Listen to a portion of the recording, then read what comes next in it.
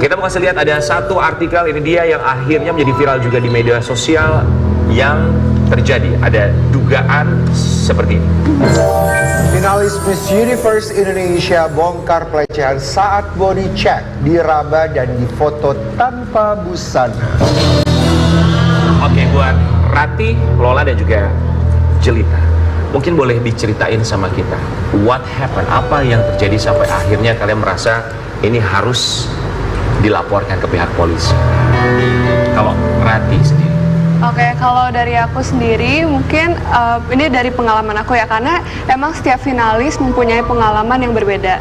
Jadi waktu itu kita disuruh fitting evening gown untuk grand final karena kebetulan itu masuk TV kan grand finalnya, jadi harus urus sensor katanya. Iya. Dan saat kita masuk ke ruangan fitting yang cuman dibatasi oleh bilik kayu di sebuah ballroom, di situ banyak sekali orang. Jadi bukan cuma orang desainer doang, tapi orang-orang yang sebenarnya nggak punya kepentingan untuk berada di situ. Jadi aku waktu itu masuk ke sana sekitar kurang lebih ada 10 orang, dan itu bukan hanya perempuan tapi juga laki-laki. Dan di situ saya dipaksa untuk menanggalkan semua busana kecuali celana dalam. Dan di situ saya juga disuruh melakukan beberapa pose, seperti salah satunya, pose ngangkang seperti itu untuk angkat satu kaki. Dan saat disuruh putar balik, bagian celana dalam saya diintip, dan itu saya merasa sangat risih dan tidak nyaman. Tapi banyak juga saya dengar komen, kenapa tidak kabur aja langsung, atau kenapa kita tidak melawan. Dalam posisi tekanan seperti itu, saya jujur bingung untuk ngapain. Jadi menurut saya stop victim blaming, karena di situ kita juga emang semuanya bingung untuk ngapain, apalagi kita berada dengan orang yang mempunyai otoritas seperti itu dan tidak semudahnya untuk menolak. Oke, kalau Lola yang kamu alami seperti apa? Jadi saya adalah salah satu korban yang dimana saya difoto. Jadi terdapat 5 korban yang difoto karena masing-masing dari kami memiliki bekas luka. Kalau saya sendiri, saya memiliki tato di dalam badan saya kan.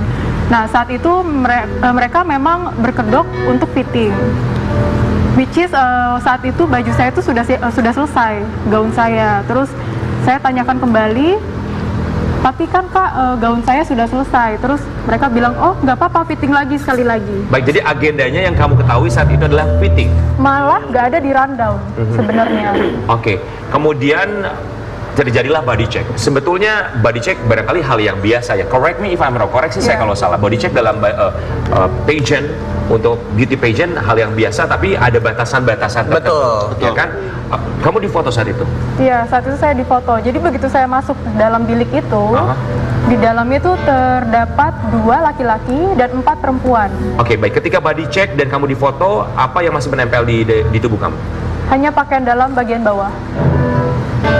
Oke, buat Rio Motret, kita posisikan sebagai seorang fotografer, bukan sebagai seorang visual director. Yang kita yakin juga pasti pernah tentu saja untuk meng-capture momen-momen seperti ini. Wajar atau tidak untuk proses body check di foto hanya dengan menggunakan penutup atau bagian bawah saja, bagian atas Dibuka. betul-betul terbuka.